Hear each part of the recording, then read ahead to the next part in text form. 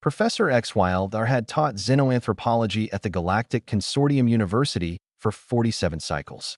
She had dissected the cultural practices of over 200 species, from the methane-breathing Krell to the silicon-based architects of Andromeda. Nothing surprised her anymore, or so she believed. The two humans sitting in her lecture hall changed everything.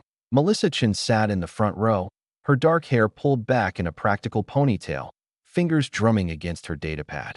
Beside her, Everett Morrison sprawled in his seat with the casual confidence that seemed inherent to his species, a slight smirk playing at the corners of his mouth.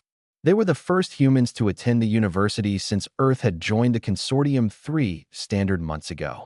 Today, Professor Xwildar announced, her translucent tentacles rippling with academic enthusiasm, we shall explore the concept of recreational activities across sapient species.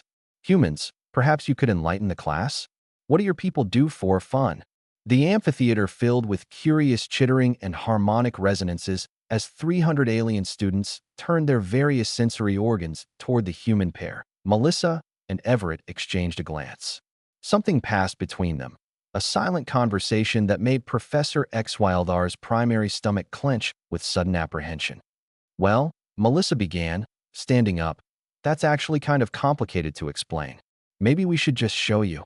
Visual documentation would be most educational. The professor agreed. Gesturing toward the holographic display with two of her appendages, Everett pulled up his personal archive, syncing it to the classroom systems. We compiled a few clips before class. Figured this might come up.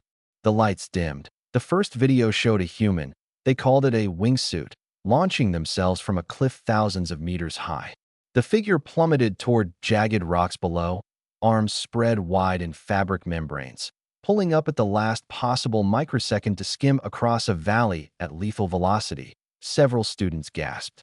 A Tritonian in the back fainted. That's just Sarah doing a weekend thing, Melissa explained casually. She works in accounting. The next clip showed humans in minimal protective gear, strapped to boards, riding walls of water as tall as buildings. The waves crashed and churned with enough force to shatter starship hulls. Surfing, Everett supplied. Pretty chill activity, honestly. Professor Xwildar's breathing spiracles fluttered irregularly. Chill. The footage continued. Humans climbing sheer rock faces with only their fingers and determination. Humans jumping from aircraft, free-falling for minutes before deploying parachutes. Humans racing primitive vehicles at speeds that would liquefy most species' internal organs. Humans deliberately entering metal cages with apex predators from their homeworld, creatures called sharks and lions. This one's my favorite, Melissa said as a new clip began. It showed a human suspended thousands of meters above Earth's surface, held only by an elastic cord, plummeting headfirst toward the ground. The figure screamed, but the translation matrix identified it as a sound of exhilaration, not terror. Bungee jumping, she continued. My grandmother does this every birthday. She's 74. A student from Proxima Centauri vomited its semi-digested lunch across 3 rows. The videos kept coming. Humans racing down snow-covered mountains on narrow planks. Humans exploring underwater caves with limited oxygen supplies. Humans launching themselves over ramps on 2-wheeled contraptions, spinning multiple times in midair.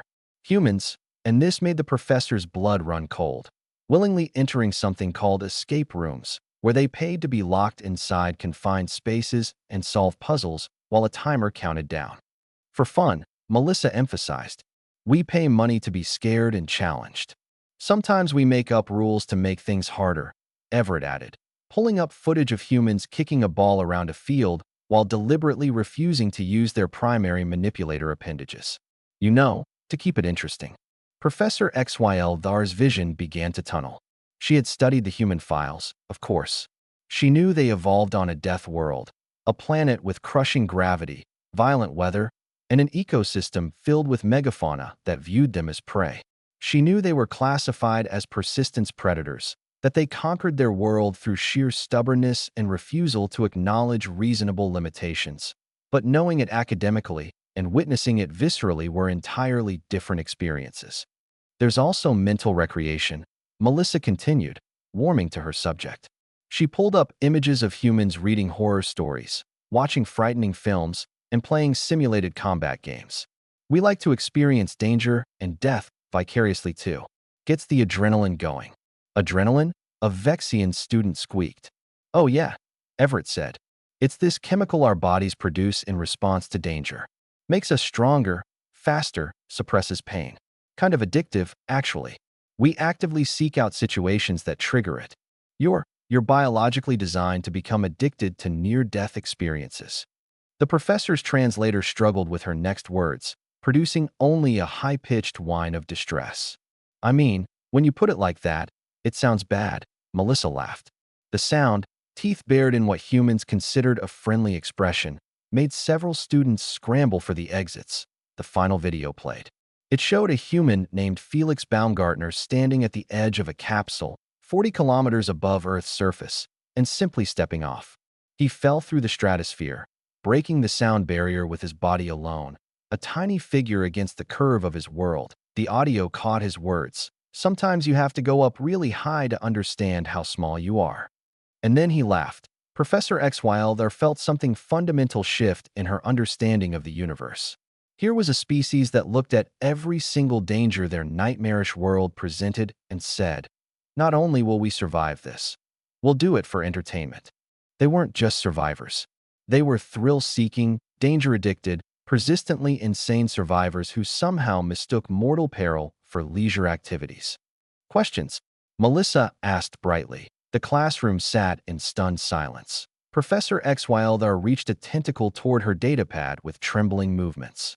She opened her communication channel to the dean's office and typed a single message. Immediate resignation. Effective immediately. We'll explain later. Currently reevaluating all life choices. She looked at the two humans, still standing there with those terrifying tooth-baring expressions, and realized something profound. Humanity hadn't conquered the stars through superior technology or diplomatic grace. They'd done it because nothing, absolutely nothing, in the entire galaxy could possibly scare them anymore. After all, they came from Earth, and on Earth, apparently, they threw themselves off mountains for fun.